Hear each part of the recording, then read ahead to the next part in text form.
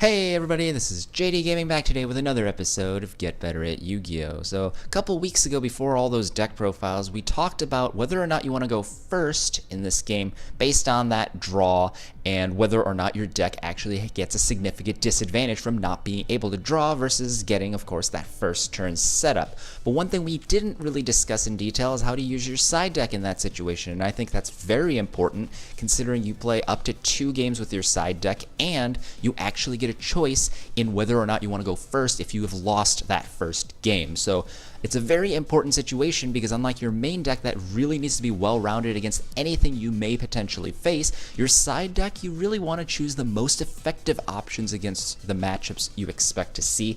And sometimes if you know you're going first, a certain card will just absolutely dominate the game, whereas others won't be quite as good. So we're going to discuss a few different traits that cards have, and then hopefully that'll give you ideas on what you can do to evaluate your cards and decide whether or not it's something that you want to include in your side deck. So let's get started. The first type of card we're going to discuss is a preventative measure, essentially any floodgate that's actually designed to shut the opponent out of the game, but isn't so useful going second. The quintessential monster I want to discuss here is, of course, Vanity's Fiend, representing Monarchs from last format. This monster needs a tribute summon, but it has a mighty 2400 attack and is able to lock down special summons on both sides. Interesting thing about this is, especially in the main, if you're not playing tribute monster support, it's a high risk, high reward card because if you get it off before your opponent gets set up, you're probably going to have a much easier time winning because if they don't have an easy out that doesn't take their extra deck toolbox or other monster summon based cards, they're going to have a rough time. You'll probably be able to take control of the game.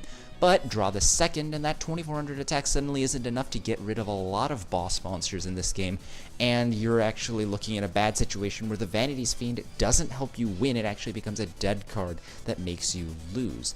So what alternatives or supplemental cards are there that can make this more successful? Well, first of all, even without considering anything else, just consider the situation. If you're going into game 2, you sided and you put this card into your main, and you're going first, you can very likely get this thing, or if you draw it rather, make the most use out of it because you know you're going to be able to play this as long as you get it again before your opponent has actually set up. It's not going to be a risk of, well, I might open with it, but my opponent could still go first, as it is with game 1.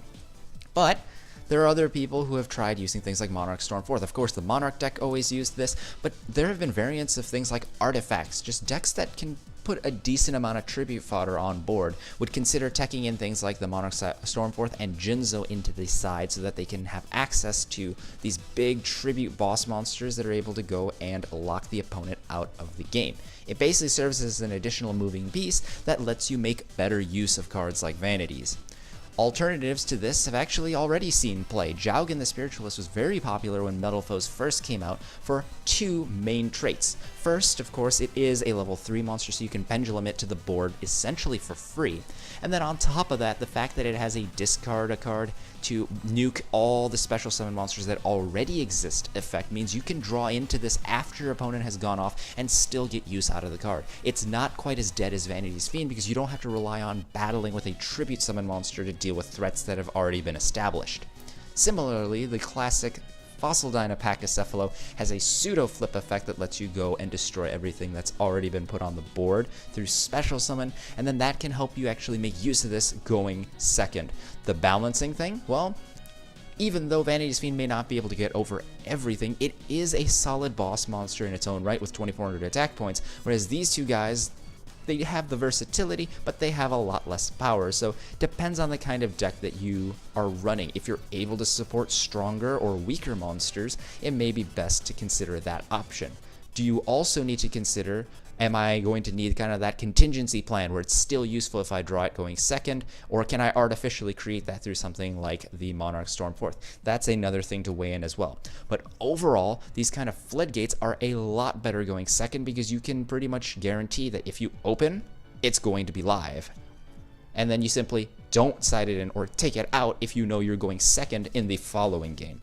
Similar cards would be Thunder King Ryo, and I don't have a copy of Anti-Spell on me right now, unfortunately, but lose 1 turn will suffice. Other Floodgates, very, very popular in different eras of the game. They all work to prevent the opponent. Very dominating cards, and many, many times duelists have found themselves on the losing end when they receive these effects from their opponents. Like, they just can't move, they can't make their cards do anything, and they just lose to the sheer attack power or just sheer, I guess, momentum created by the opponent. So all Floodgates here, you can see, useful if you go first, and in siding, you can make yourself go first. So there's the additional utility there. Unfortunately, siding means since your opponent also has the chance to choose to go first in some situations, you may want to consider options for what do you do when you know your opponent's going first and you cannot interact with them with cards in your main deck. Siding things like Effect Failure, Flying Sea, or Max Sea might be your only savior. Things like this help you interact with Monarchs, Burning Abyss, anything that special summons, and either stops them from establishing their main plans or gets you enough resources to fight back and makes it so you don't have to fight an uphill battle into your opponent's setup. So very important cards. These hand traps and other variants, of course, Ghost Ogre, etc., have been very, very popular throughout dueling, partially because you can't really see them coming, but in this situation, because they actually allow you to fight against the opponent when you don't have a turn yet. Another thing to consider when going second is, what if your opponent has already gone off? Well, you may draw these hand traps, and if your opponent has already gone off turn 1, you didn't open with them in your top 5, and then you draw it as your 6th card. I mean, you guys know 6th card Max C syndrome. It's just the worst thing ever. To avoid that situation, you can play cards that are actually able to deal with your opponent's threats after the fact. Things like Cosmic Cyclone will of course let you get rid of your opponent's anti-spell fragrances and other annoying cards that you may expect your opponent to have sided in for your deck after they saw the contents in game 1. And if you're playing something aggressive like Metal Foes that you know is able to fight independently regardless of the opponent's strategy, then having that extra out could be all you need to really make your deck just avalanche itself into a win. Dark Hole or Raigeki, if you're not playing that in the main yet, is another similar situation where if your opponent has a big annoying monster like Thunder King or Vanity's Fiend, you can just get rid of it and then let your plays go through without much investment. In addition, these cards have a bunch of extra versatility across matchups, and that's why I chose to use these. There are, of course, certain situations where, let's say you're playing against a bunch of machine monsters. Consider System Down for those ABCs, if that's a better choice than Dark Hole. But the point is, you want cards that have this type of varied functionality. Cards that are able to be preventative against the opponent if that's what you need to stop or you lose, or cards that are actually able to deal with your opponent after the fact if you're worried more about consistency and less about stopping them from doing anything turn 1. Sometimes, though, cards have the benefit of having the best of both worlds. One example is something like Denko Sekka. Of course, if you start off with this card against an opponent that's playing a heavy back row deck, well, they're not going to be able to do anything with their back row until they deal with it. So it obviously works in that situation. But the crazy thing about Denko Rekka here is that her ability shuts off all of your opponent's cards that have already been placed on the board.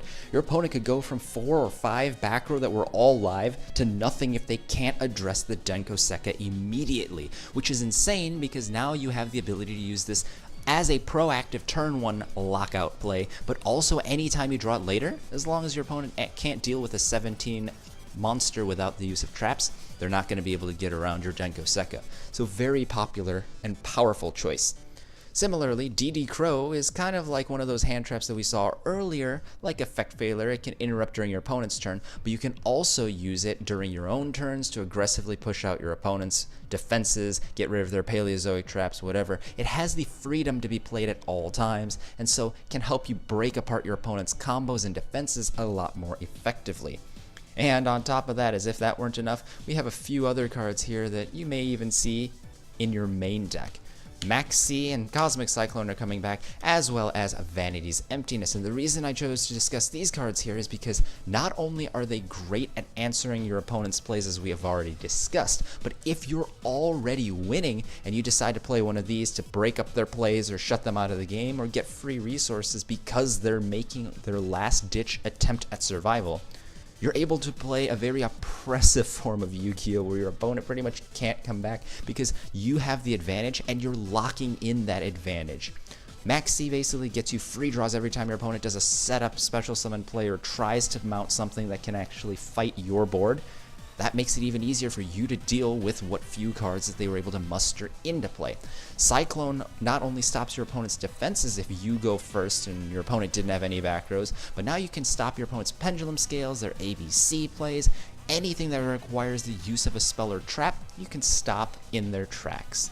And of course, Vanity's Emptiness is able to just go stop your opponent's special summons, much like the Vanities and the other special summon lock cards we talked about earlier, but if you're able to bring it out after the fact, since it's not a monster, it's easy to throw this down on top of what you're already able to do, and that's what makes it oh so powerful. You're able to make an additional lock on top, kind of like an extra cherry on top of your combo that goes and just says, I've done my thing, now I'm going to hold it here and this is how I win. And I realize again that we haven't discussed every possible card that falls into this situation. If you want to play something like Cyber Dragon, that is a classic turn 2 card that gets you extra muscle and access to Chimera Tech Fortress Dragon for when you need to deal with tricky machine type monsters. But you can see that's just one quintessential example we didn't even bother covering. There are hundreds of more options out there. So down in the comments below, let me know what your favorite side deck all-stars are that you like to use to get a huge advantage in a wide variety of matchups. And if you start sharing these ideas now, you'll realize that not only do they work against multiple decks in the current format, but in the future, new decks come out. You'll realize that these cards have traits that are useful across the board, and then if you identify those traits, can translate that into something useful in a different environment. So try breaking down your cards into these kind of traits, see what they really do, and see what is it that makes them useful, and can I take advantage of that now? That's the end of the video. If you enjoyed, please like it so we can share it with as many other people who may enjoy it as well. If you want to see more of this series, you can click the annotation you see on the right, or if you just want to see the last video I did, click the annotation on the left. And if you really liked what you saw today, then I invite you to check out the channel icon in the middle to subscribe to JD Gaming for more weekly videos. Thanks guys, this is JD Gaming, hope you guys enjoyed, and I'll see you guys next time.